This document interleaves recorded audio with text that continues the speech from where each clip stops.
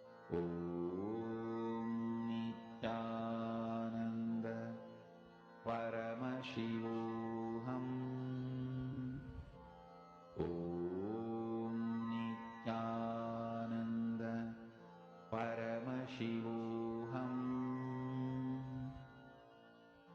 Om Nithyananda Paramashivoham Om Nithyananda Paramashivoham Om Nithyananda Paramashivoham Om Nithyananda Paramashivoham Om Nithyananda Paramashivoham Continuously chant the Mahavakya, and I request, I see many of you are not focusing, you're getting distracted. See, listen very carefully. It's not about you concentrating, you don't need concentration for manifesting powers, but you need to bring that space of oneness. Concentration is not required for you to focus on the object, put stress, no. Sit in a relaxed manner. It doesn't matter like what you're, like, it's not about the focus or anything, but it is about you ensuring again and again the space of oneness inside you. And what do I mean by that? Just remind yourself the powerful cognition that Swamiji explained right now. Remind yourself exactly that. How that powerful cognition you can apply right now. And experience yourself as Paramashiva, the manifestation in front of you also as Paramashiva. Beautiful. I can see Ma Agama Priya is manifesting. Ma Jayanti Kanagaratnam is doing. All the others, please could you all put your water bottle? Nithyanandam.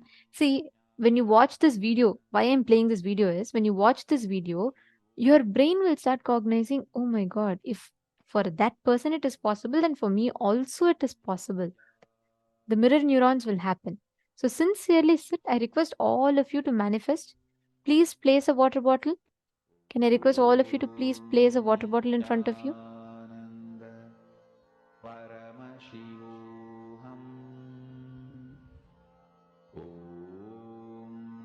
Nithyananda Paramashivoham Om Nithyananda Paramashivoham Om Nithyananda Paramashivoham Om Nithyananda Paramashivoham Om Nithyananda Paramashivoham Om Nithyananda Paramashivoham Om Nithyananda Paramashivoham Om Nithyananda Paramashivoham Om Nithyananda Paramashivoham Om Nithyananda Paramashivoham Om Nithyananda Paramashivoham Om Nithyananda Paramashivoham Om Nithyananda Paramashivoham Om Nithyananda Paramashivoham Mahamahavagya, spiritual lullaby for Samadhi, and Suprabhatam, wake up call, wake up song for Paramashiva. This Mahavagya is spiritual lullaby for you to fall into Samadhi. Suprabhatam, wake up song for Paramashiva to wake up in you. Just remember this one powerful cognition. This Mahavagya puts me in Samadhi. This is spiritual lullaby for Samadhi. And Suprabhatam, wake up song for Paramashiva in me. For Paramashiva to manifest. With this one spiritual powerful cognition, chant this Mahavagya.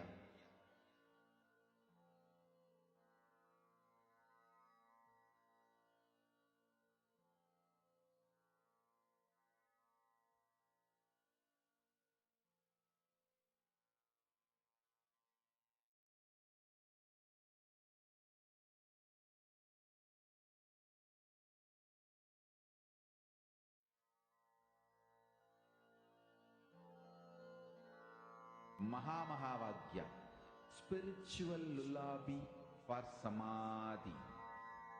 And Suprabhatam, wake up call, wake up song for Paramashiva. For Paramashiva to manifest. With this one spiritual powerful cognition, chant this Mahavagya. Om Nithyananda Paramashivoham. Om Nithyananda Paramashivoham. Om Nithyananda Paramashivoham. Om Nithyananda Paramashivoham. Om Nithyananda Paramashivoham. Om Nithyananda Paramashivoham. Om Nithyananda Paramashivoham.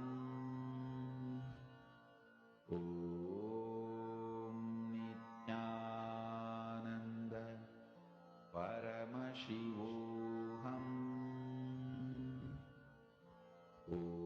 Om Nithyananda Paramashivoham. Om Nithyananda Paramashivoham. Om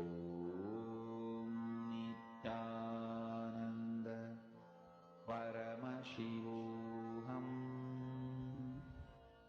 Om Nithyananda Paramashivoham. Om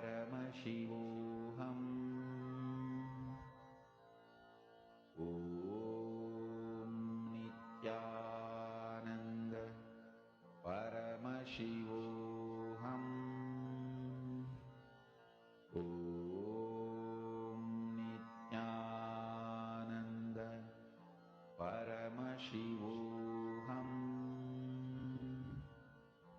Om Nithyananda Paramashivoham. Om Nithyananda Paramashivoham.